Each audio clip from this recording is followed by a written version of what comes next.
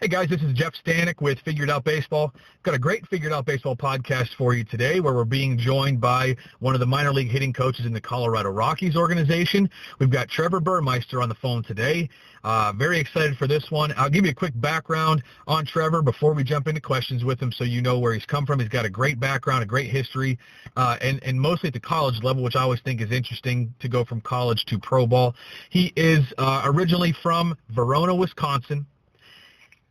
2010 and 2011, he played at Madison Area Tech, a junior college in Madison, Wisconsin. 2011, his second year there, he hit .330. He was named an academic all-conference player both years he was there. He finished his playing career in 2012 and 13 playing at UW La Crosse, an NCAA Division III school. He was a two-year letter winner at La Crosse. 2014 and 15, he started his coaching career as an assistant coach at UW La Crosse. The 2015 team went to the NCAA Division III World Series.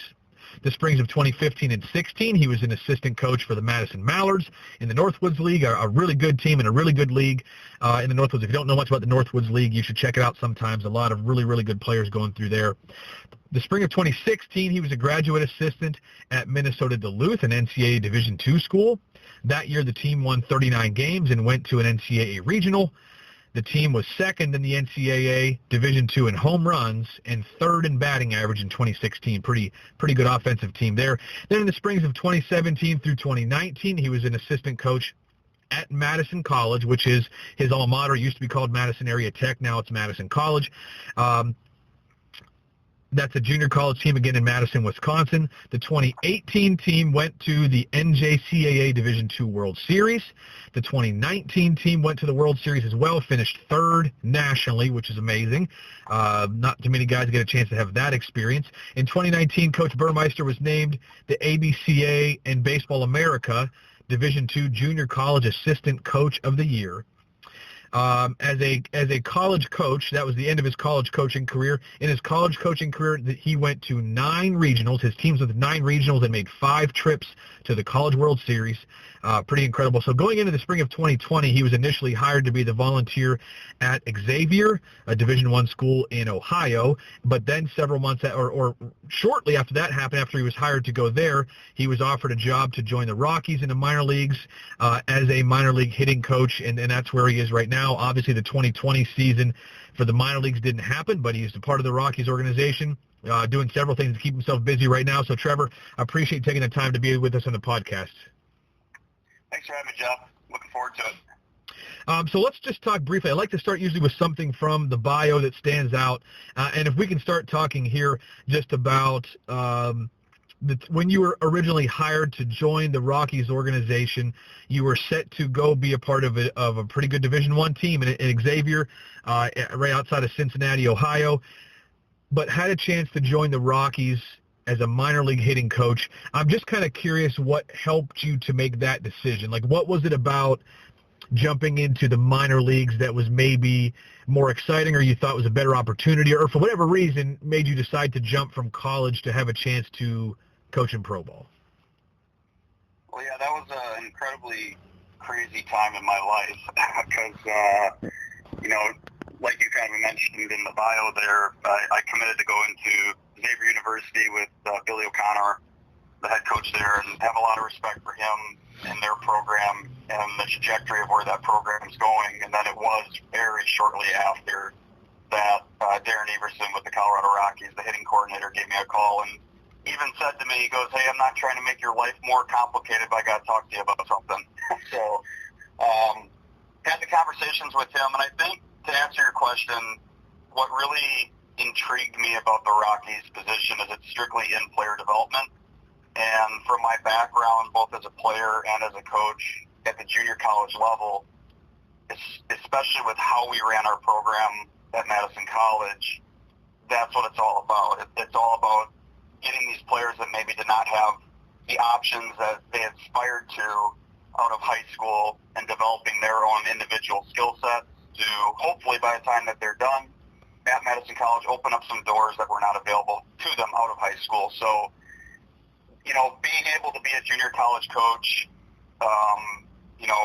I think everybody knows it's a great place to coach because you don't have as many restrictions as the NCAA puts on coaches in terms of time and all that kind of stuff. And, being able to work with these guys day in and day out and, have the one-on-one conversations, look at them from their own individual lens. I felt like when I was talking to Darren and everybody else at the Colorado Rockies that this job within player development with the Colorado Rockies completely fit my personality and the things I like to do best, which is basically get a messy puzzle and try to put it together.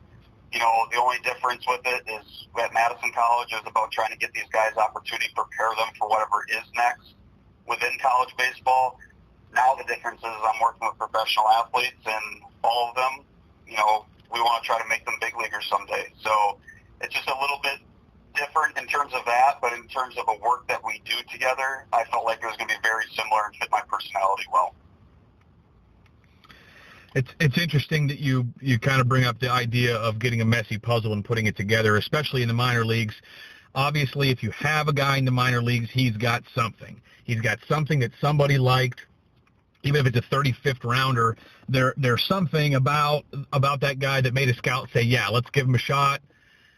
Total shot in the dark, but let's see what happens here. Maybe there's a chance to develop something. I know you didn't get a chance to work a lot. It's not like you had a full season this year or anything with minor league guys, but from the short time that you've spent in a major league organization, as a part of a major league organization, what are some steps that you take as a hitting coach to, first of all, recognize what pieces there are in this messy puzzle metaphor? How do you recognize what pieces there are? In other words, what tools this player has to work with, and then begin to see the picture of what the final puzzle can look like, and then begin to figure out where those pieces fit. In other words, put the pieces together and help this player to, figure out what the player can become and help to sort of step by step begin to become that player. How do you begin to sort of recognize and see those things and begin the player development process? Well, I think, it's a lot of it has to come from all these guys, even like in the minor leagues, they're not finished products. And like you said, there's a reason why they're there. I mean, a lot of them, when you look at their tools, might have one plus tool and others that just complement it really well. Some of the better players that get drafted in like the first 5 rounds, they typically have a couple tools that are plus. But the idea is to look at them, and I think to answer your question, a lot of it comes from the conversation that we have as a staff. I mean, you have a lot of really, really good, high-quality baseball people with really good eyes, and being able to get all those people to look at each player and then have these conversations of, hey, this is where he's at, these are his strengths, these are the areas where we think he needs to grow, and having that combined understanding when you have a lot of really good people looking at it, it definitely helps in that process. But I think the most important part of it is, especially in the Rockies organization, I'm sure it's like this in other organizations too, is we really want these players to take control of their own careers. So, for example, like you mentioned, for everybody, it was a really crazy year. I was only in spring training for 2 weeks, then I got sent home because of COVID. So I was just getting my feet wet, and a big part of that was, in my time when I was actually there, was actually forming relationships with these guys, letting them get to know me getting to know them, and building that trust between us so that when it came time to go to work, we had that built-in trust to get some things done. But when we got into COVID, we didn't want just to say, okay, hey, we can't do anything. We didn't approach it that way. We tried to do the best that we could virtually, and I loved how the Rockies handled it. They basically gave all the hitting coaches a big group of hitters within the organization that we were to communicate with weekly. And what we did is that we came up with basically a player development plan for each guy where they answer the questions first, and a lot of it had to do, okay, what are your strength areas and how are we going to maintain them? Okay, what are your growth areas, or the areas where you feel like you need to grow the most? And what are we going to do to grow those areas? When you let the guys kind of answer those questions first, right, and then you have, like I said, the camaraderie or the the group understanding of all the coaches as a part of the organization of the conversations we've had in the past already or currently are having of this player, then we can have a better idea of how to communicate specifically with that player and helping them and basically guide them in the right direction of maintaining their strengths, looking at these growth areas where they know they want to improve, and then and helping them improve in those areas also. So, I think the way that it has to be done is you can't rush to judgment. You need to, really take your time. That was one of the parts of the experience because of COVID that was unfortunate was, I really did not get the opportunity with a lot of these players to see them in live action and see them in the cage as much as I would have liked to create even a broader understanding. So that's where I really lean on and rely on the other guys, the other coaches that have been a part of the organization for a longer time to get as much information as I can. And then it just makes the conversations that I have with the players even that more important to create a really concise understanding of where they're at and where we want to get them to. Not being able to rush to judgment with a player, that's something that I'm going to guess was born in you as a college coach, because especially as a young college coach, at least for me and for a lot of the guys that I've worked with and around, the younger a coach is, the more you want to jump in and coach guys right away. And a lot of times in college, you get a guy that shows up in the fall, especially a freshman, and like the first day you see things that you want to change, or like, here's a drill that we need to work on for you. But sometimes the experienced coaches will, or a lot of times the head coach will come to a young coach and say, hey, let's just back off, let's hold off, let's watch this guy. A lot of organizations, college teams have something in place where like we're not going to really do much coaching at all during the fall. We're just going to kind of let them play. Then we're going to have a winter sort of a time where we're going to work on any mechanical changes or whatever. But in fall, we're basically just going to let them play and see who they are, because we got to get a sample size. Is that true with you? Is that something that happened to you in college? Did you experience that as a young coach where you had to have somebody with more experience kind of back you off and say like, hey, you got to watch this guy for a while first? 100%. I think all of us, especially like when I first started coaching, I knew, throughout my playing career, the way I would describe myself as a player is I was an overachiever. I didn't have like the physical tools, and I joke with all the players that I get to coach now. It's like, I coach guys now that are so much more talented than I was. But because of that, I kind of came to the realization, I had dreams as a kid, especially going through college. I wanted to play professional baseball, but I kind of figured out about my junior year that my physical skill set probably wasn't going to make that happen. So then, for me, I still wanted to be the best player that I could be, and I wanted to contribute. I wanted to be on the field, but my thoughts really started to transition into, I knew I wanted to coach, and I wanted to get into coaching. And luckily, when I got done with my playing career at UW Lacrosse, Chris Shores, who, I owe a ton to because he gave me my first start right away. He let me join the coaching staff. And I think back to me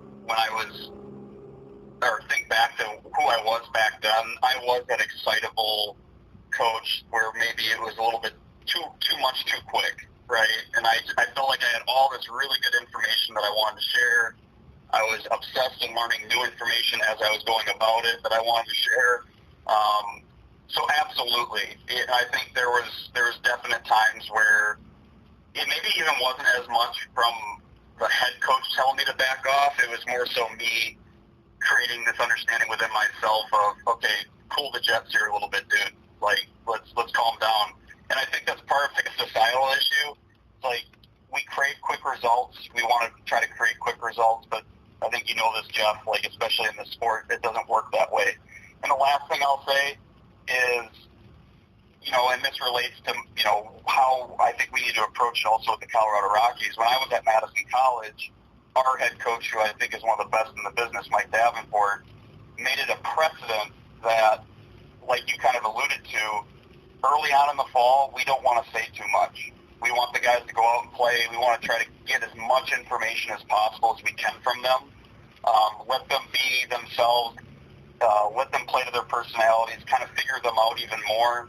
And then once we have all this information, we know how we can target it and get to work specifically for that individual. But a big part of it also is the college ranks, even professionally, there's nothing wrong with letting these guys come in and not saying too much to them and let them fail. I mean, as soon as they go and they understand, it's like a high school kid going to college, the margin for error is smaller, the pitching's better, they're going to get exposed. That's not like a bad thing, and it's not something that we like get excited about that they're going to show up to the field and struggle. But it's a part of the maturation. It's a part of the growth that they need to understand. Like, okay, I was a really good player in high school, and now I'm in college, right? A lot of these guys, they were their best players on their high school team. Now they're getting exposed. They're starting to realize, okay, I'm not a finished product. There's plenty of areas where I need to improve on. The same thing happens at the professional level. Obviously, the talent there is the best of the best. And when those guys kind of go through those moments, I remember one of our minor league hitters who's really a darn good hitter was talking about his first experience in professional ball, his first season, and walking up to the plate and like looking at the scoreboard and seeing like 220 on the scoreboard for that batting average, right? And he said, like, I had like this realization of, man, I got some work to do. That's not a bad thing. That's a great thing. And then once they realize that and you build the trust with them, you form the relationship with them, then it becomes really fun because then you can get to work. They have this drive. They have this hunger to them where, you know, it's easier to identify those growth areas that are needed, and then we can actually attack it and try to make something of it. A lot of times with college guys, which is my only experience coaching, well, my highest experience level of coaching, college guys a lot of times they don't like to they're not super quick to make adjustments as freshmen, kind of until they fail, which I think is part of the whole thing about letting guys play for a while instead of saying something the first day. Most times a guy shows up out of high school, he's had success in high school, he's had success in travel ball, he gets there on campus, he feels very confident, and sometimes it's like until they experience failure, they're not going to be super open to a lot of suggestions, a lot of change, because it's like, well, I've done this all my life and I've been successful. Why would I try to change something? So you talked about with the player development with the Rockies, when you had to go virtual, that you sort of wanted to identify areas of strength and you wanted to identify areas where the player needed to grow. And you had these conversations with players. Do you think that like forcing a player to have that conversation almost overcomes the thing where a guy needs to fail a little bit before he will really become coachable? Because I kind of think the same thing. I would assume the same thing would happen. Just say a guy gets drafted and he's in his first year. You're coaching in a low minor leagues, for example, and you have a guy that was a high draft pick out of college or a high draft pick out of high school. And obviously that guy comes in with a ton of confidence, which you want. Do you think that they might, are there the same things in the minor leagues where a guy might be a little bit resistant to a lot of coaching until he experiences failure? And as sort of like 1B to that question, do you think that having the conversation where you force a player to talk about their strengths and then talk about areas they'd like to grow and get better, do you think that sort of overcomes that boundary and helps them to be more coachable right now? So again, this year you're not playing actual games. You guys are training at home. They're training. You're having Zoom calls. The guy's got to work on his own. So why not work on areas that you need to kind of get better at? Do you think that conversation that the Rockies wanted you to have with guys, talking about strengths and talking about areas where they need to grow, does that sort of bring down a wall where a guy sort of on his own volition becomes coachable because you're asking him to talk about areas he'd like to get better? Yes, yeah, for sure. These guys are smart, man, and they want to be successful. I mean, especially at the professional level, it's not like they want to continue to fail. And I think the definition of insanity is doing the same thing over and over again and expecting a different result. And they understand that, and they get that. But no, I think in general, like, the most important thing when it comes to, creating coachable people and, bringing awareness is making these guys talk and probing them with really good questions. And how one guy answers the questions I give them is going to be different from the other guy. So then there's a lot of power in that too, because then I'm understanding how their lens works, how they perceive things, how they communicate things, then I can remember that so that when I'm working with this one player versus another, I can formulate my own language and my own dialogue that fits with how they explain things and how they see things. Like, the communication aspect is so important when it comes to, helping these guys. And that's the whole cliche of,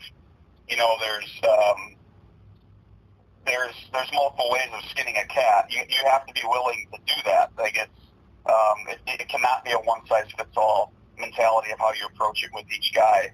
And yeah, I think it's incredibly important, and it's just a part of that process too. Like, when you're probing them with the right questions, you're asking them the right questions, you're making these guys take more control of their own careers. You're giving them a say in their development and where they see they need to go.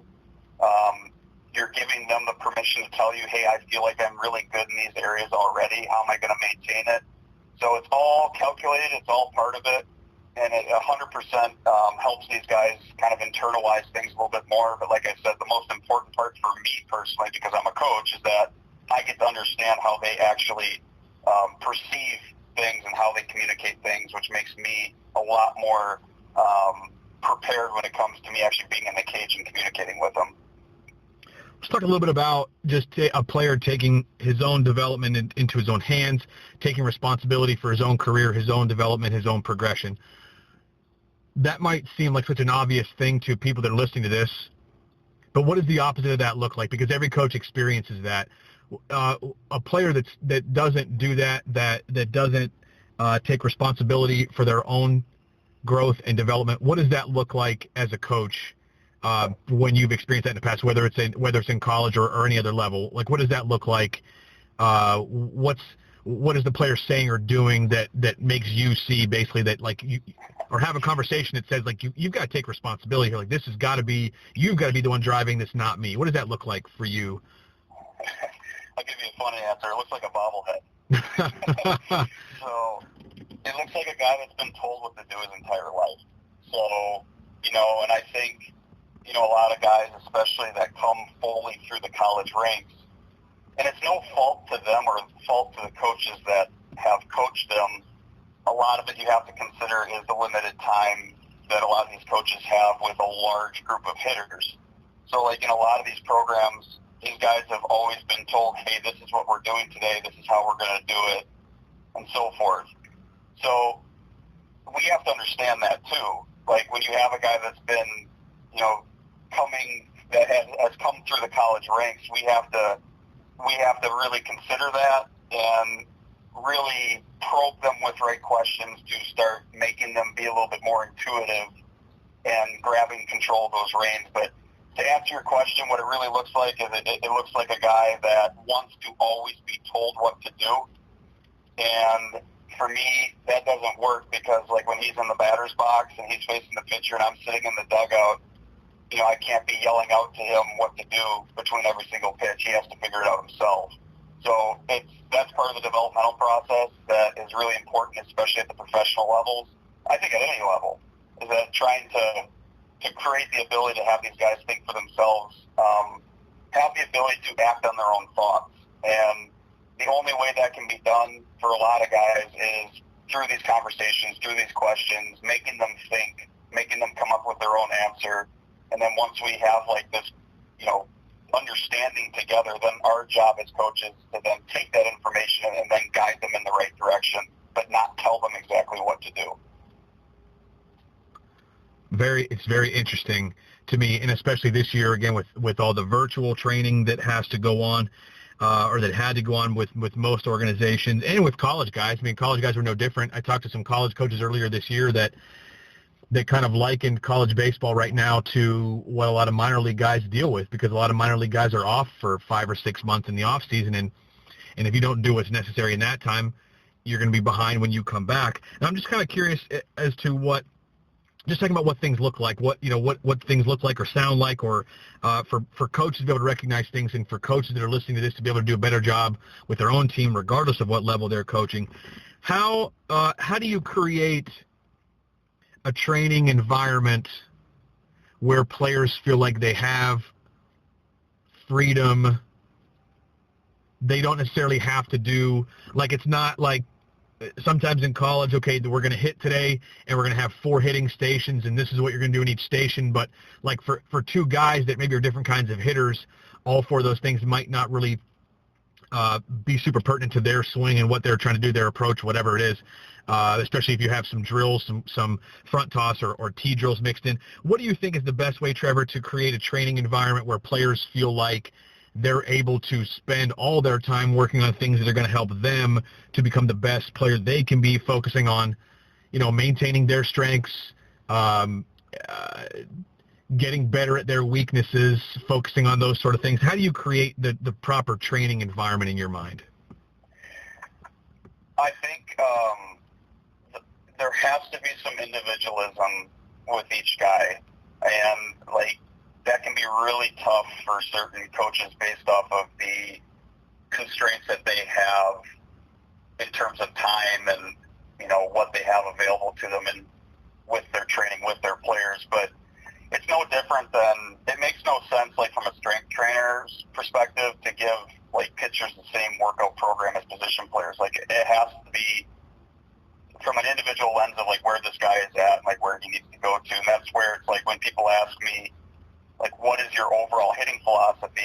It's such like an impossible question to answer, because everybody has to be viewed from this own individual lens. Everybody's different. Their needs are different. And I've been thinking about this a lot, and this might be a long-winded answer, but,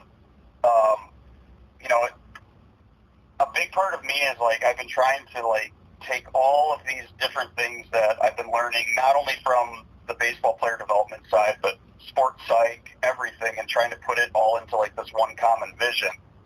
And here's what I believe is that, and I've been in environments like this, I've been around coaches like this, and it's no fault to them. All coaches want their players to be better. They want their programs to be successful. But I've asked players this, and I've probed them with these questions of, when you can think about when you first started to like actually be coached to be a better hitter, how much of the coaching was internal in terms of the thoughts? And what I mean by that is like, hey, your hands are doing this, don't let your hands do that. Or your stride foot's doing this, don't let your stride foot do that. Or anything where it's like specific to an individual body part. And a lot of the guys will answer, like the majority of the coaching they have gotten is that. So when you look at the sports psych and what that tells us, they don't know. I mean, they think it's like we have anywhere from 30,000 to 60,000 thoughts a day, but the brain is only prepared and only capable of handling one thought at a time. So if we know that, right, and the only way we coach guys is making them overly internal in terms of how they're going about making adjustments, and now they're walking up to the plate and they can only handle one thought at a time. If they're thinking about that one and only internal thought when there's a baseball about to get thrown at them, it doesn't work. Their level of success is going to plummet in terms of what they can potentially do. Dr. Tom Hansen, who is pretty well known in the baseball community, he had a lot of work with Ken Ravizza.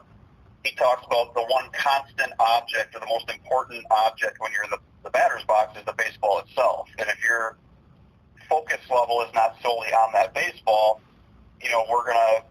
our success levels are going to be, it's going to be really difficult, right? It's going to be a tough ask.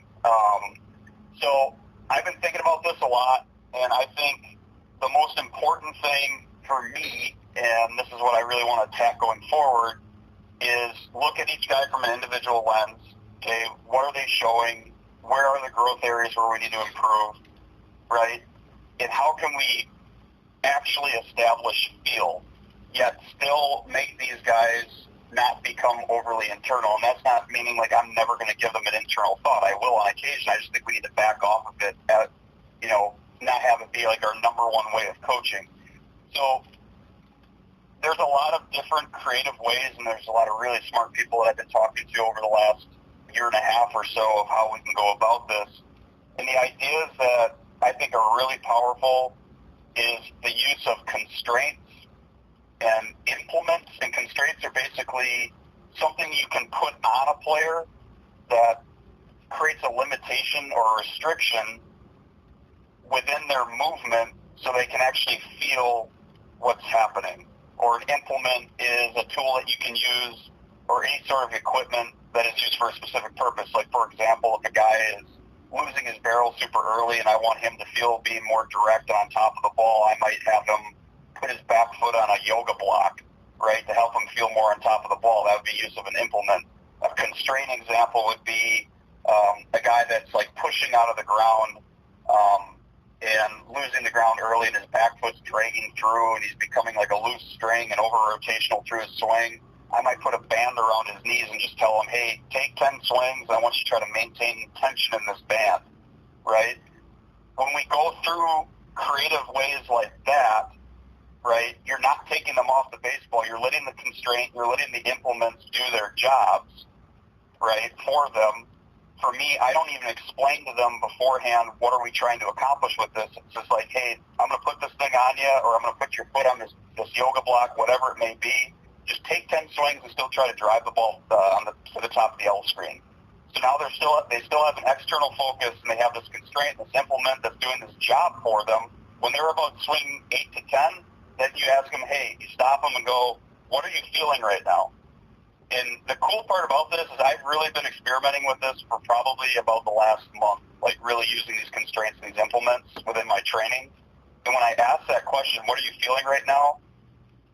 As of right now, it's been like 100% that the feedback that they give me is exactly what I was trying to accomplish with using that constraint or that implement. So it's kind of a broad topic, and I'm sure you have some questions regarding it, but I think we really need to be conscious of how we go about our training to help these guys feel the things that they need to feel. Feel is the most important thing.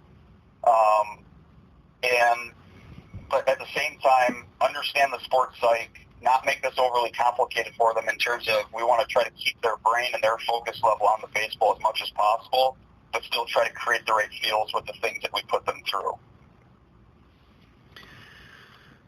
Holy cow! This is going to be a 3-hour podcast now, Trevor.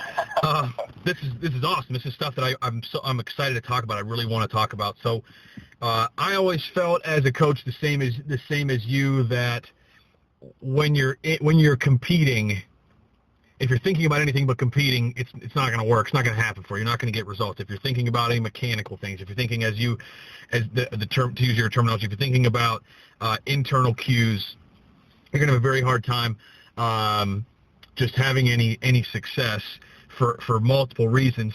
And you talk about feel too, which is another thing that I like to talk about. So with these implements that you use, the constraints and the implements, so you don't necessarily explain why we're doing this or what you're supposed to get out of this. You basically you give them the constraint, you give them the implement, and say, do the same thing that you typically do. You're trying to do the same thing. You're trying to hit a ball, drive a ball off the top of that L screen, but just do it with this constraint, and then that sort of, they almost self-correct in that way. Is that the experience that you've had? Yes, and the reason that I don't want to explain it too much from the beginning is that when I ask them the question on like swing 8 to 10, hey, what are you feeling right now? If I explain it too much at the beginning, they're just going to regurgitate what I want them to feel, or like what I've already explained to them. So it's important for me, like we were kind of talking about, of like understanding the lens of each guy. When I'm using these implements and these constraints, I don't want to give them too much information from the get-go. I know with what I'm seeing through the research that I've done and the really smart people that I talk with, that this constraint or this implement is going to force the correct feel, or it should force the correct feel. Otherwise, I wouldn't be putting it on them, or I wouldn't be having them do it. But that's the most important part about it. It's like, I'll give you a really funny, and like, I love this one. It's the best. So it's really goofy, but the guys love it. So a guy that's like really pushy out of the ground, lunging at the ball. One really goofy one that works all the time, and I've done this and it's been great, is a water flipper. So for like a swimming water flipper, you put that on their back foot, they cannot do that. They cannot push out of the ground. They cannot lunge out of the ground. it keeps them more connected with the ground. They land in a better position to hit. The middle of the body kind of takes over the swing, and then the back leg, or that anchor, if you want to call it that, kind of gets peeled out of the ground with it. So, it's funny because, like, you're talking about a water flipper here, and, like, I have one, and I've experimented with it with some guys I've been working with as of late, and I'll just say to them, hey, I'm seeing something right now that I know we can make better. I want to try something with you. It's goofy, but I want you to put this water flipper on. I want you to take 10 swings, try to drive the ball off the top of the L screen. And then, like with this process, when they're about on a swing 8, then I stop them and say, hey, what are you feeling right now? And like I said, Jeff, it's been crazy. As of now, almost 100% of the time, their feedback to me is in relation to exactly what I'm wanting them to feel. So that's the purpose of it. Don't give them too much information from the start, because you just don't want them to regurgitate what you've already told them. You want to understand their lens and what they're actually feeling, make them actually come up with their own answer. But the use of these constraints and these implements forces them to actually feel what they're doing, but it keeps them external in terms of where am I trying to go with the baseball right now. If you use the same implement or constraint with two people who have the same issue, and they give you different verbal feedback as far as what they're feeling, but the results are positive for both of them, is that okay? I mean, is that for a coach that's kind of hearing this sort of stuff for the first time and is interested in maybe trying something like this, do you need to hear the same feedback from a guy? Like, are you going to, if a guy doesn't give you the verbal feedback or give you the feel that you hope to hear, but the result is what you want, is that okay? Or do you feel like you need to eventually, if they're not really feeling what you want them to feel, you have to try something different to create the feel? Do you want to, like, say something to them at that time, say, this is what I'm trying to do, do you feel this? And if you don't feel it, we got to do something else. Or again, is it okay for them to tell you they're feeling different things as long as it produces the result that you were hoping for? 100% it's necessary. It's needed, right? Like, I don't want everybody to have the same answer. Like I was alluding to, by letting them come up with their own answer of what they're specifically feeling, it only helps me going forward, because it helps me see things from how they are viewing things from their own individual lens. I will say this, and I know this will probably happen, if I put an implement or a constraint on somebody and then I stop them and I ask them what they're feeling, and then I feel like that implement or that constraint is not doing the job that I was hoping it would do, then you throw it away, get rid of it, move on to the next one. And that's where you need to have, like, this big box of tools that you can go to.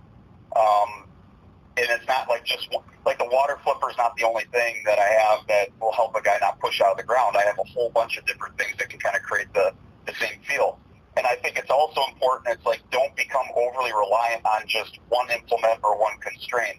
When it comes to establishing this feel, it's important to, like, if the water flipper works for one guy, find another constraint or implement that will create the same feeling for them, and you're just continuing to hone in that self-organization that we needed to actually create the feel that they need to be able to make these adjustments on their own.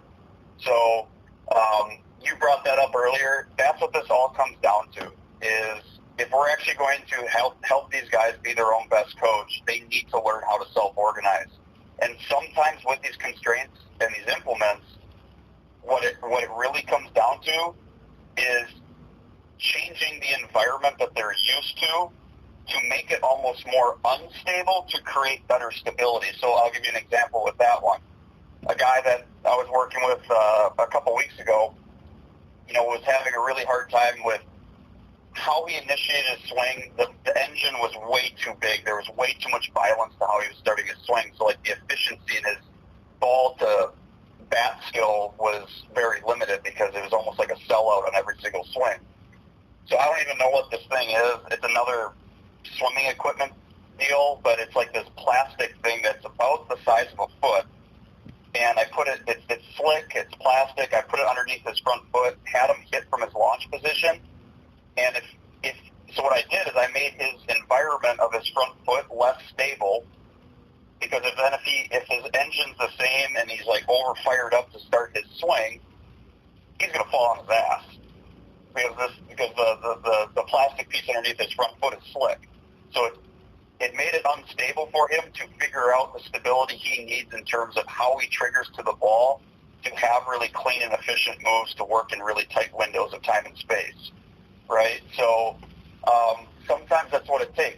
Sometimes what you need to do, and like essentially what I'm doing with the plastic piece under his front foot, is I'm feeding the issue. I'm making the issue more difficult for him. And by feeding the issue, I'm helping him feel the issue so that he needs to self-organize and self-correct to figure out, okay, how am I going to make this done? One of my other favorite ones that I do is you can use a core velocity belt. You can even just use these guys like they have their baseball pants on, get a Jaeger band, and hook it up to their the belt loop that's like towards their front hip. Stand kind of diagonally behind them, and as they're moving forward, yank on that thing. And this would be really great for guys that like spin hard or over rotational, that lack like space and direction towards the middle of the field. As they're moving forward, I'm yanking on that band to try to feed the issue, to try to like bring them towards me. Their body then needs to self-organize and self-correct and not let me do that, which gets them in the ground better, makes them more square and neutral to the plate, which then will help them, actually hold and maintain direction towards the middle of the field. So it's a really unique way of looking at it, but it's a way that we can actually create feeling and self-organization, which is so, so important when it comes to these guys actually making an adjustment. Yet at the same time, like I said, keep their thoughts, let the constraint, let the implement do its job, but keep your thoughts on the baseball, driving it on top of the L screen, whatever it is, on something that's more external, which goes a really long way in terms of them, making the adjustments that we're looking for. This is awesome. This is great stuff, and I liked this kind of drill as well, those kind of drills as well as a hitting coach. And I think that the verbiage is far better now than it was when I coached. It's like sometimes there's terminology that exists in the sport now that maybe didn't even 5, 6, 7, 8 years ago, that is, as far as just explaining why this particular type of thing is going to work and why it's not, such as constraints, implements, whatever. How long does it take? So you get a guy that has the yoga block under his back foot, or you get a guy that you've got to put the Jaeger band around his waist, or you get a guy that's wearing the flipper on his back foot. How long does it usually take? What's kind of a range, again, for a coach that's wanting to do some things like this? How long, as far as on a calendar, how many swings, how many whatever do you need to do those things before you can kind of turn a guy loose? In other words, for it to happen without using the constraint and implement. Obviously you're doing that you're introducing those things to help this player to make a swing adjustment, mechanical adjustment, without necessarily saying, I want you to do this more or do this less. But how long do you need to create those feel type of things using constraints and implements before it's going to show up in a game, before you can sort of back off on it and sort of just go back to regular BP, regular T-work, regular front toss, if that's fair to say? Right. I think it's individual. I think some guys it might take longer. Some guys it might be like this quick unlock, snap of a finger, and things are better.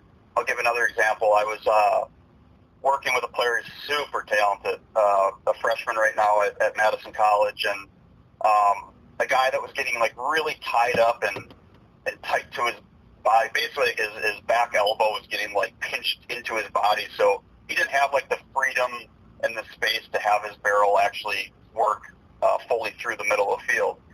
So what I did with him is I put here's another swimming tool. So I put a water floaty like around his back bicep. So it's like top hand, back bicep. And again, I didn't overly explain it to him. I said, hey, I'm going to put this thing on you, and I want you just to continue to try to drive the ball off the top of the L screen.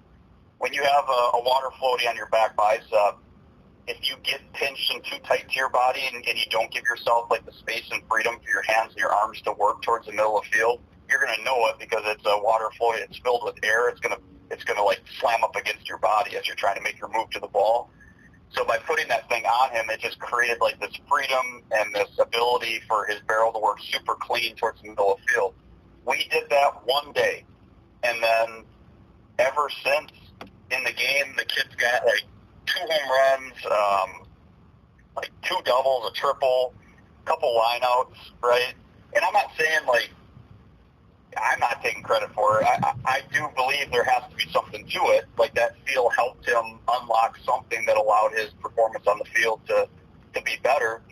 But there's also been other guys where I've tried this with where it's like, okay, we're doing a certain implement or constraint. We're trying to make him feel things. His dialogue and his feedback to me is correct, and it's what I'm hoping it's what I'm hoping that he would feel.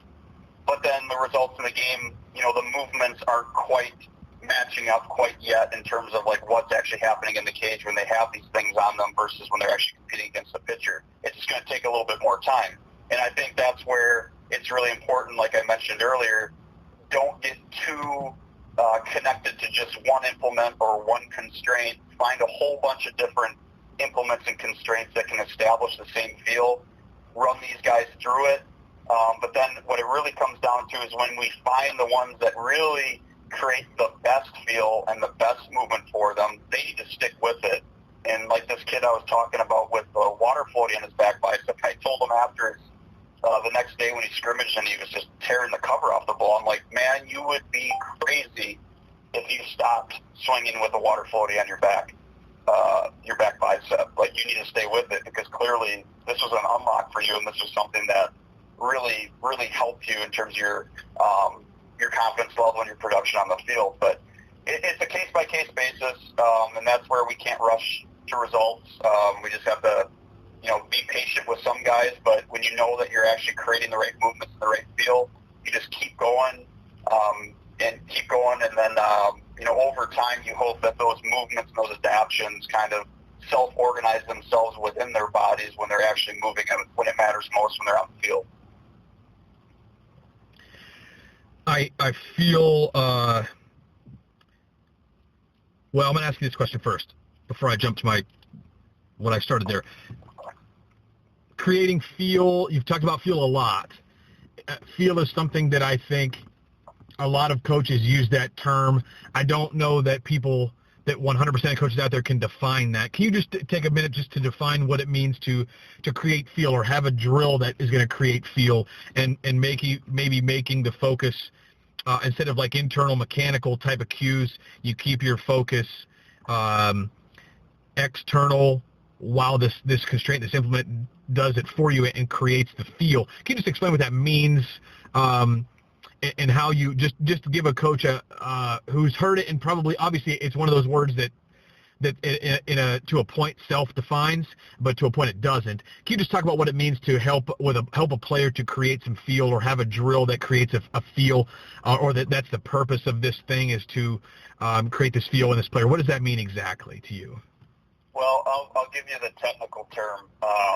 It's proprioception, and the definition of proprioception is perception or awareness of the position or movement of the body, right? So, like, the example I would give you is, like, there's been plenty of guys that I've worked with in the past before I've really, like, gone down this road of player development where, you know, they might be burying their hands, like their hands are getting trapped and buried behind their body, which is making it really difficult for them to have clean entries and spaced all parts of the plate.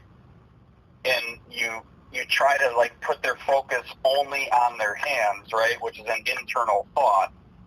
And you'll be talking to them. It's like you try all these different things and be like, hey, you're still burying your hands. Can you not feel that? No, I can't feel it. Like, I honestly, it feels like I'm doing it right, but they're not, right? So when it comes to establishing proprioception and giving them awareness of their movement and the positioning of their body, that's where this is different, and that's where I think we need to be creative and we need to find ways to help our guys with this. And I've found, like I've mentioned, like, things like making the environment less stable for them to create more stability. like you put that slick thing under a guy's foot that has a heavy motor, or doesn't have a very good strong front side when it comes to his swing, right? And you make that environment less stable for them, you're forcing feel. You're forcing them to feel like the issue that they have within their swing, because if they continue with the issue, the constraint or the implement that you're having them use is going to, like I said in the example of the guy with the big motor and the plastic piece under his front foot and triggering his swing, he will literally fall on his ass because the environment that I've created for him is less stable. So that in itself, and with these implements, or like with the band and pulling at the guy's front hip, I'm feeding the issue. If they allow me to feed the issue, their swings are going to suck. They're not going to be able to accomplish that external task of driving the ball off the top of the L screen. So again, I'm making the environment less stable for them, so that they need to self-organize to create the stability they need to accomplish the external task of hit the ball off the top of the L screen. So it's basically putting their bodies in awkward, using implements, using constraints in ways that they've never experienced before to force their bodies to do something different. And the thing that they're doing different is the feel that you hope that they grasp onto, that they self-organize with, that they can hold on to when they actually do go onto the field and compete against the pitcher. That answer your question? Yes. Yeah. What I was going to say a minute ago before I asked you to define that was I started to say this. I feel dirty bringing up Twitter on these podcasts, but I feel like I need to, because hitting Twitter is such a nasty place a lot of times, but it's a real part of our game. I think high school coaches, college coaches, they at least listen to, if not participate, the debates and the different sides of the hitting conversations on Twitter. There are coaches out there, Trevor, who would look at some things that you're doing and use the term gimmicky. That's too gimmicky for me. That doesn't happen in a game. When is a guy ever he's never gonna wear a swim flipper in a game. He's never going to wear a floaty on his arm in a game. Why would he do that in a practice setting? But I think you've laid out some reasons why. If you were to talk to a coach maybe that just is resistant just because he's had success doing other things, I think there are coaches out there, honestly, to give them the benefit of the doubt, that have done things a different way for 15, 20, 25 years. It's worked. They've had really, really good hitters. They've had really good hitting teams. They've never done things like you're doing. So they look at it as something that's different, something that's foreign to them, and they balk at it, right? They're not real quick to jump in and kind of join this this style of coaching hitters. If you were to have a conversation with someone like that, or if there's someone listening to this and you sort of had a chance to address it, someone that would look at these things you're doing and say, that's too gimmicky, that's not really baseball, they're not going to do this in a game. You see this on Twitter all the time. You see a guy that posts a drill that uses some sort of a constraint or implement, and I think that there are some that are pretty well accepted by most coaches because they've been around for a long time. There's other stuff that maybe uses, like swim gear or a football tucked under one of your arms for a particular reason. I've seen that done in drills for different things. How would you address someone who has that? Because I would say that, I'll just be the one to say this, deep down that coach is probably just a little bit taken aback by something that they haven't seen before, and maybe it shakes their confidence a little bit. Maybe it's just something they're not familiar with, so they're immediately going to reject it without really giving it a chance and finding out whether this is something that could actually help them and help their own players. How would you address someone who's got those issues, got those questions, got that perspective that these constraints and implements that you're talking about aren't the right thing for the game because they're not, I don't know how to say it, baseball specific enough? They're taking things that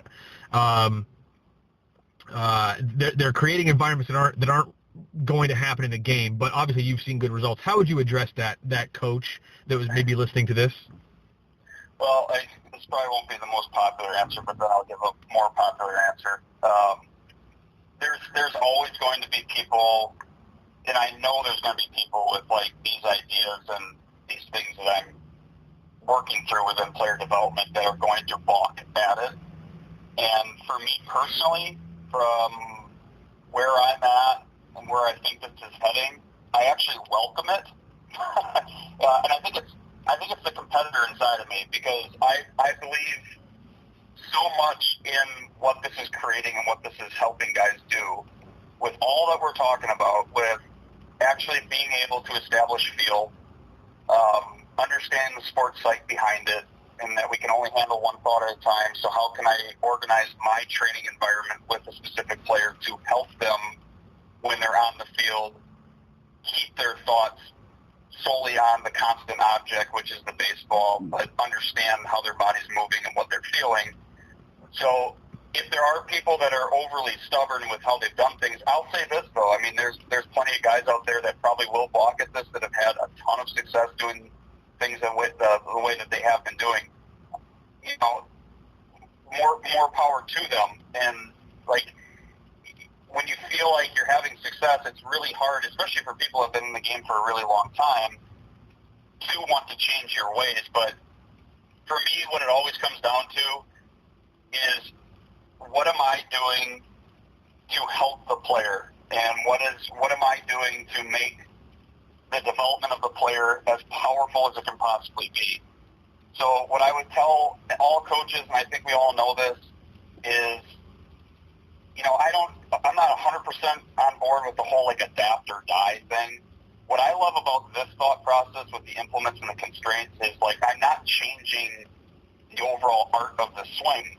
Like, I do have a problem with the hitting Twitter people, where it's like they're explaining something to you that's never been said before, and when you watch like the training environment and what they're putting the players through, I have a really hard time connecting it to the best swings I see at the highest levels, right?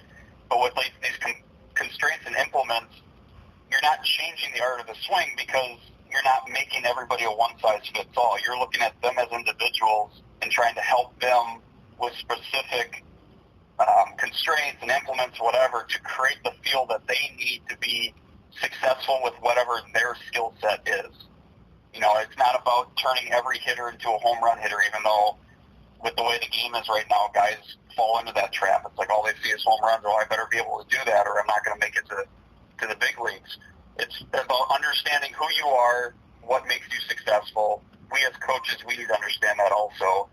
And then creating an environment that allows these guys to maximize their skill sets the best way possible and not turn them all into the same person. So I would just tell those coaches that, you know, it's important to be open-minded, and always the thought process, I believe, is that it always has to come down to, what am I doing? What is my thought process? What is my philosophy that's going to help my player create the best version of himself as quickly as possible in the time that I have with them. For 4-year coaches, they have them for 4 years. For junior college, we only had them for 2 years.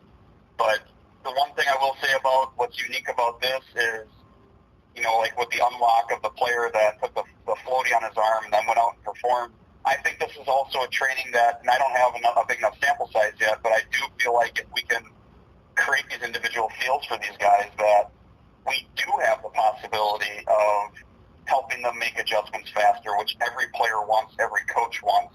And, you know, I think that's a really powerful thing to look into. So it's I know for a fact that there's going to be a lot of people that will balk at it and think it's too weird. Well, you're not going to take a swimming flipper up to the plate.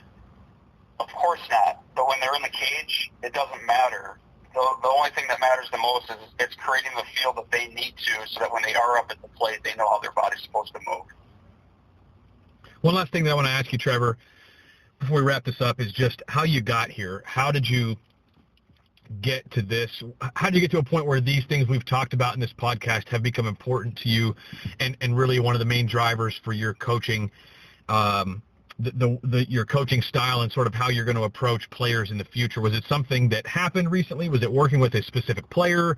Was it reading that you did, or talking to somebody? Like, just what exactly, what pieces were put in place for you to get to where you are right now? Well, I think it's a combination of my experiences as a player, and being in certain environments and understanding and remembering always how difficult this game is. That will never leave me. I think that's really benefited me in my coaching career, that I wasn't like a standout player where things always came easy to me. Like, I really had to grind and work to get the most out of my ability. But like, I do think a big part of this is like this broad scheme of things, like sport, trying to bring like the sports psych and the baseball sports psych concepts into the training. Like, that's been a huge part of it, like understanding the whole idea that we can only handle one thought at a time. So why would I ever want to organize my training to where I'm making that more difficult for them when they're actually in the batter's box? But a big part of it too is, I've alluded to it, I have some really, really smart, good baseball people in my corner that I've gotten to know over the last year and a half, 2 years or so, that are doing things in a very similar fashion that have had really good results in terms of what actually shows up when their players are on the field. So, and I'll just say this, like, it's all trial and error, and I used to be the coach where, when I think back to how I handled my instruction, it was very internal. It was always one piece at a time. And, you know, from watching and being a part of those teams and then watching the guys go up to the batter's box and watch them literally be frozen and not be able to pull the trigger on fastballs that are fat over the plate, I saw it happen more and more and more, and I finally got to a point where it's like, I need to do something different because I'm done with this. I'm done with having guys freeze up at the batter's box because they can't control their thoughts. There has to be a different way. There has to be a more creative way that I can go about this to help them become better players, but also allow that compete factor to show up the most when they're actually in the batter's box competing against the pitcher. So this has been like a stepping stone process for me probably within the last 2 years. But I really feel like within the last 2 months or so, it's really all started to really come together as one common vision of, I can approach things this way. Like I said, it's not like I'm never going to give another guy an internal cue. I will. I'm just going to do it a heck of a lot less. And I'm going to try to be as creative and learn as much as I can with these like ideas of the constraints and the implements, to force field, to change the environment, to make them actually understand how their bodies are moving in space, to help them self-organize as much as possible so they can compete at the highest level. And I'll just say this for the listeners, you know, like, this is to figure out like where you can get more information on this type of stuff and like learn more about it if it doesn't treat them and interest them. I have an Instagram page that I made that I'm posting a lot of these implements and a lot of these constraints on. It's baseball_Burm if they want to take a peek at some of the things that I'm posting. 108 Performance, Eugene Bleecker is phenomenal, and they're approaching player development in a whole completely different way. And then there's one more guy, and I'm going to pull it up here. I want to make sure I get his Instagram. And yours, Trevor, not to cut you off, but you're on Instagram. It's baseball_BURM. BURM, Burm. Okay. And then one other guy that I've been having a lot of conversations with is Ryan McMillan. And his page, let's see here. Should have been more prepared for this. OKC_cages_and_performance. That's a really long one.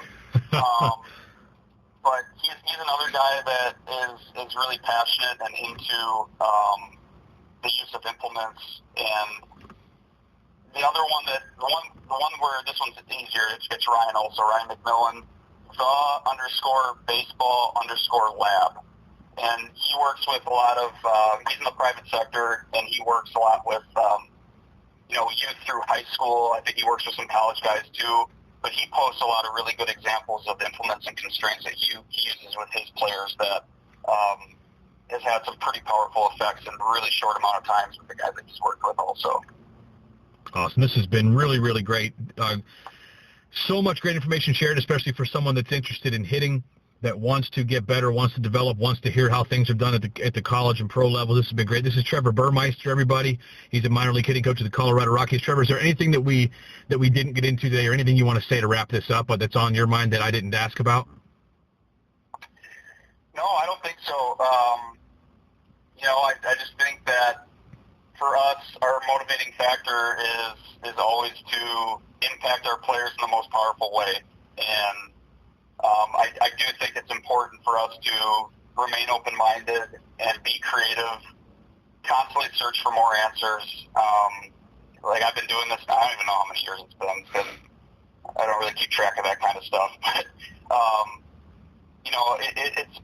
it takes time, and it takes a lot of trial and error, and it takes a lot of ability to also talk to yourself and figure out, are the things that I'm doing, is this working? Is this helping? And is there ways that I can actually do this better? And, there's a lot of really good, smart baseball people out there, really good resources that we can grasp onto. It's about finding those right people to build our own philosophies of how we're going to move forward. And I've been incredibly fortunate and been around some incredibly good people. Like I've already talked about the network that I'm talking to with like Eugene and Ryan McMillan. But a lot of this also comes down to getting in the trenches, getting your feet dirty, trying things, throw crap on the wall, see if it sticks. If it doesn't, throw it away, move on to the next thing. And I've had some players, even individual players that I've spent a lot of time with that are incredibly driven, have these big dreams and these big goals for themselves. They're willing to do whatever it takes. And from being in the trenches with them and being able to put their own messy puzzle piece together, it's really helped me as a coach, kind of develop myself in terms of being in the trenches and trying to come up with these answers. So takes a lot of work, but be open and try to get the most out of what you can with the players that you get to work with. I don't know if you can hear my dog barking in the background. faintly, but dog's excited just like we are. Trevor, this has been awesome. Again, this is Trevor Burmeister. Trevor, I just appreciate talking to guys who are forward thinkers, creative in what they do, have a good feel for what it takes to be successful, and I'll be excited to see what happens with you as you continue to progress. Hopefully we've got a full season for you next year in the minor leagues to be able to develop guys, and hopefully we're able to have you back here on more podcasts, but I sincerely appreciate the time that you gave us today, all the information you shared with us. Absolutely. I'll just say this too. There's one more funny story here to wrap this up. I've been also probing, so like we've been talking about with like COVID, I've been talking to a lot of Rockies players that have been assigned to me. And I've been sharing these ideas with them. Because now we're talking about professional athletes that have signed contracts. Some of them might be multi-million-dollar signing bonus guys. And the idea of like putting a water flipper on their foot. And I was talking to one of them. He's great. And he said that, I was like, Greg, what would you think, if I said, hey, you're lungy, whatever, I want to put this water flipper on your foot and have you take some swings. And he said to me, he goes, Burm, if you told me to hit with my pants down, I'd do it. If there was a potential unlock that would make me produce on the field. I think it fits with them too. The intrigue level is really high with these guys also with these creative ideas. So we're not even talking professional players here. I think this really fits with college all the way down to youth, where it can have some really powerful impacts to them in their development. So thanks for having me, Jeff. This has been great. Awesome. Really cool stuff. Thanks again, Trevor. Best of luck to you.